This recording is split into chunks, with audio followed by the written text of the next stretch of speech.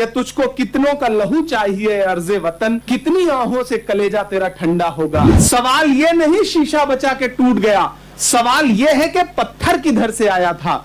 आज लोग इस पर चर्चा कर रहे हैं कि सरकार ने वायुसेना के विमान से पेपर जो है वो केंद्रों तक पहुंचाया। मैं तो सरकार से कहना चाहता हूं कि मैं अवध क्षेत्र से आता हूं और वहां एक कहावत है कि डायपर बदलने से दस्त नहीं रुकते हैं। सरकार को यह बात समझनी पड़ेगी कि थर्मामीटर बदलने से बुखार नहीं उतरता है, उसके लिए इलाज करना पड़ता है। ये जो पेपर लीक हो रहा है, ये करने वाले लोग आपकी प्रणाली के अंदर बैठे हुए हैं, सिस्टम के अंदर बैठे हुए हैं। सीबीआई जांच सही से करवाइए, उसके पूरे तार कहीं ना कहीं प्रणाली के अंदर बैठे हुए लोगों से जुड़े हुए हैं। इसलिए कांग्रेस पार्टी, हमारी लीडरशिप, राहुल गांधी जी देश के अलग अलग शहरों में छात्रों से संवाद करने जा रहे हैं। कोटा में वो ऑलरेडी छात्रों से संवाद कर चुके हैं। उसके बाद उनका कार्यक्रम पटना का है, इलाहाबाद का है, बेंगलुरु का है, दिल्ली का है और फिर फाइनली 9 अगस्त को, 9 अगस्त एक क्रांति का दिन है, 9 अगस्त को हम पूरे देश के छात्रों से, युवाओं से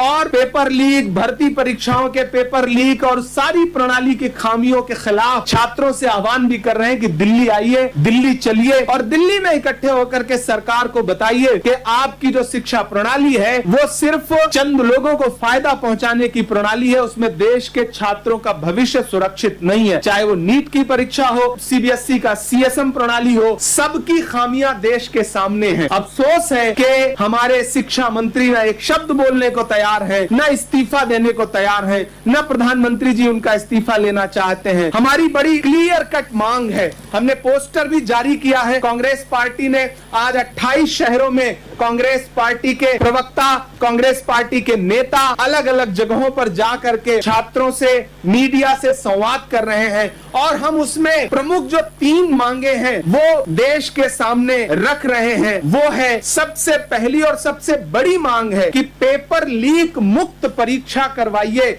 और जवाबदेह व्यवस्था बनाइए। ऐसे काम नहीं चलेगा कि जब आपके ऊपर आरोप लगे कि पेपर लीक हुआ और 23 लाख बच्चे एक अलग तरह की मानसिक पीड़ा से गुजरे हैं और उसमें कई बच्चों ने, दर्जनों बच्चों ने आत्महत्याएं की हैं। उन आत्महत्याओं का जिम्मेदार कौन है? पेपर लीक करने वाले लोग सिर्फ छोटी मछलियों को मत पकड़िए, उन मगरमच्छों को भी पकड़िए जो आपकी सरकार के अंदर बैठे हुए हैं, ताकि उन बच्चों की आत्मा के साथ इंसाफ हो सके जिन्होंने आपकी भ्रष्ट व्यवस्था से निराश होकर के आत्महत्या कर लिया। पहली मांग है हमारी कि पेपर लीक मुक्त परीक्षा कैसे हो सकती है, इसको सुनिश्चित करिए और जवाबदेह व्यवस्था बनाइए। दूसरा जो सबसे बड़ी डिमांड इस समय पूरे देश के छात्रों की तरफ से आपको सुनाई पड़ेगी वो ये है कि हमारे जो भ्रष्ट शिक्षा मंत्री महोदय हैं धर्मेंद्र प्रधान जी, वो अविलंब इस्तीफा दें, बिना एन केन प्रकारेण किंतु परंतु, सीधे उनका इस्तीफा देश को चाहिए, देश के छात्रों को चाहिए, उससे कम पे कुछ भी स्वीकार नहीं है।